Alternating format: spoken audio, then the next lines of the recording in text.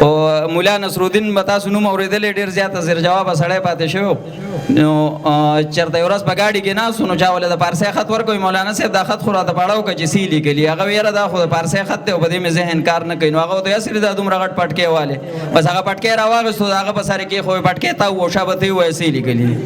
یو ورځ یې چاله روټۍ کړې وه نو بتکې یې وله لاله کړې وه نو چې په لاره روان وږی شوی بس یو بدون یې په خپله خوړلی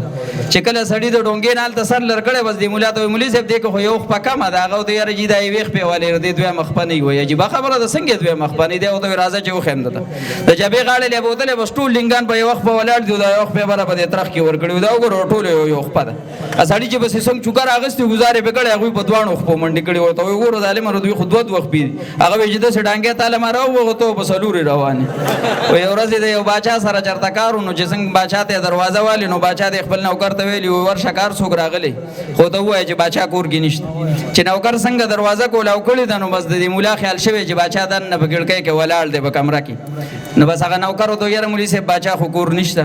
بس دی ورته وایي ښځه ټیک دی چې باچا کله هم راغی نو ورته به وایي چې مولي صاحب وایي چې ته کله چېرته ځې نو دا خپل سر د ځان سه وړه چې موږ ته په کړکۍ کې نیغ نیغ نه ګوري او اخري لطیفه ده ته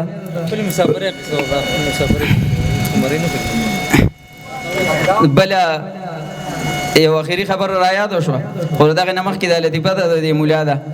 نو مولا وایي یو باچا و هغه وایي چې دی به زه غلی کوم دی څوک نشي غلی کولی نو باچا وله روټۍ کړې چې کله دا مولا تللی او دننه روټۍ ته ناست دی نو بس دا باچا راوتی او د مولا د اس نه شونډه کټ کړې ده چې مولا روټۍ خوړلې بار راوتی چې کتلي باس پسې شونډه نشته نو مولا ته پته لګېدلې چې یاره د باچا خو څه ګیم جوړ کړی دی نو بس دی ورغلی د باچا د اس نه لکۍ کټ کړې د باچا اوس خپل اس ته خیال نشته چې کله قافله روانه شوې ده نو بس باچا دې مولا ته وایي مولي صاحب هغه وایي استاد اس خو خاندي بس هغه ورته دا ستا د اس دا کونه ښکاري په دې پسې خاندي بس هغه خلکو ټولو په باچا پسې خاندي او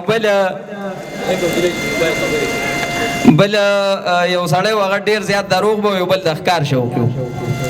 نو بس دا دروغجن یو ورځ د ښکاري خواله تللی ورسره ناست دی بس هغه ښکاري ته ویاره پرون دی مخامخ غر ته تللی وم مړه خو یو سل یوسۍ مې پکې ولیدې چې داسې په یو بل پسې روان یم هغه ورته ویل لکه زه خو ښکار له ځمه روزانه او سل خو پکې ما چېرته نه دي لیدلي وي یاره چې سل نه وي نو د اتیا خو وي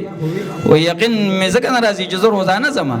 وایي ته اوس زموږ په خوله یقین نه کوې یاره دا 50 خو به وې که نه بس مړه سړی راتلو اخري 500 له راغی چې په 500 خبره ډنګ شو بس دا ښکاري ورته وایي زه ټیک دا هلکه وایي سار به ځو چې څنګه دی چې مې اوس کله سیده زما تېرې ته ځان راورسوه او بس دلته نه به زه خپل ټوپک راوالم او لاړ به شو مړه بس 500 یې دی چې دا ملک ته وزګار کو بس دی ورته وایي ټیک چې دی ته څنګه روان شوی بس ښکاري بیا آواز کړی وایي لکه هغه وایي مړه اوس خو رښتیا ووایه که نه 100 یې هغه یاره پته نه لګي خو په هغه ځای کې څه ډېر کشار خاتون ډېره مننه ډېر ښه